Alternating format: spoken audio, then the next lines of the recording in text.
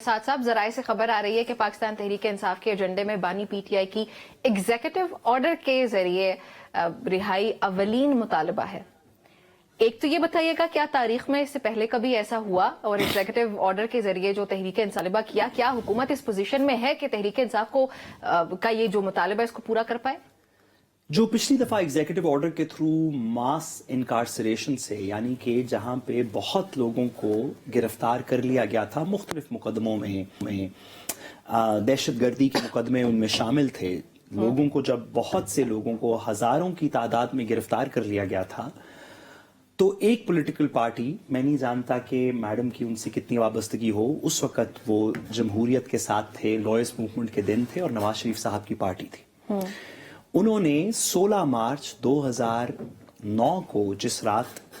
ججز بحال ہو رہے تھے تو ان کی 2 ڈیمانڈز تھیں نون لیگ کی، سارے پاکستان کی گورنمنٹ سے اور ریاست سے۔ اس وقت کی ریاست کے اندر جنرل کیانی شامل تھے اور گورنمنٹ آصف علی زرداری صاحب کی تھی۔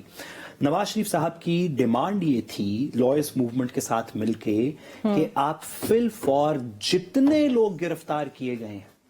جتنے لوگ گرفتار کیے گئے ہیں اس لائرز موومنٹ کے زمرے میں، خواہ ان کے اوپر دہشت گردی کا مقدمہ ہے، کسی پہ زمین کا مقدمہ ڈالا ہے، کسی پہ کسی چیز کا مقدمہ ڈالا ہے، کسی پہ دنگا فساد کا مقدمہ ڈالا ہے، ان سب کو ایگزیکٹو آرڈر سے رہا کر دیں۔ یوسف رضا گیلانی صاحب نے پارلیمنٹ کے فلور پہ اس رات کو 2 بجے کے قریب تقریر کی تھی۔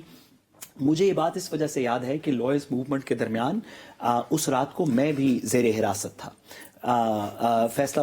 بہت سارے وکیل تھے، فیصل آباد کے پاس ایک جگہ تھی، اسلام آباد آنے کی کوشش کر رہے تھے، تو موٹر ویز کے اوپر چڑھتے وقت سب وکیلوں کو زیر حراست لے لیا جاتا تھا، میں بھی اس وقت زیر حراست تھا۔ اور رات کے کوئی 2-2:30 بجے کے قریب، مجھے صحیح شاید وقت یاد نہیں ہے،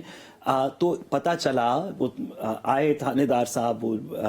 لاکرز کے اندر اور انہوں نے کہا کہ جی وہ وزیر اعظم نے اناؤنس کر دیا سب لوگوں کے اوپر، جن کے اوپر بھی جو پرچے کاٹے تھے سب کو رہا کر دیا۔ سب رہا ہوئے اور 17 اور 16 تاریخ کی، یہ مڈ نائٹ کی بات ہے، 16 تاریخ کے دن سن 2009 میں ہم سب اسلام آباد میں موجود تھے ان رہائیوں کے بعد جو ایک ایگزیکٹو آرڈر سے کی گئی تھی۔ میں نہیں جانتا کہ اس کے پیچھے قانون سازی کیسے کی جاتی ہے یا اس کے اندر کیا پاورز ہیں، میں اس میں لا علم ہوں، لیکن میں اس ایگزیکٹو آرڈر سے رہا ہونے والے لوگوں میں شامل ہوں جس وجہ سے، اور جن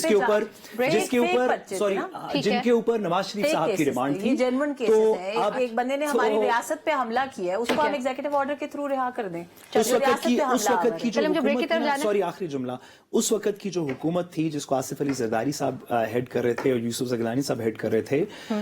اس کے اندر اس حکومت کا بھی یہ خیال تھا کہ لائرز ریاست کے اوپر حملہ کر رہے ہیں۔ جب تک ڈاکٹر شعیب سڈل جو ڈی جی آئی بی تھے وہ رات کے اندھیرے میں زرداری صاحب کے پاس نہیں گئے اور کہا کہ آپ سب کو چھوڑ دیں، اس وقت بھی یہ کہا جاتا تھا کہ ریاست پہ حملہ ہے۔ تو کیا یہ ہو سکتا ہے؟ میں نے آپ کو کہا کہ ماضی میں ایک نظیر میرے دماغ میں آتی ہے اور وہ نظیر ہے جس میں نون لیگ خود یہ ڈیمانڈ کر رہا ہے۔ میرے اور آپ کے کہنے سے ریاست تو نہیں بنتی نا، ریاست جو ہے وہ ریاست ہے۔ ٹھیک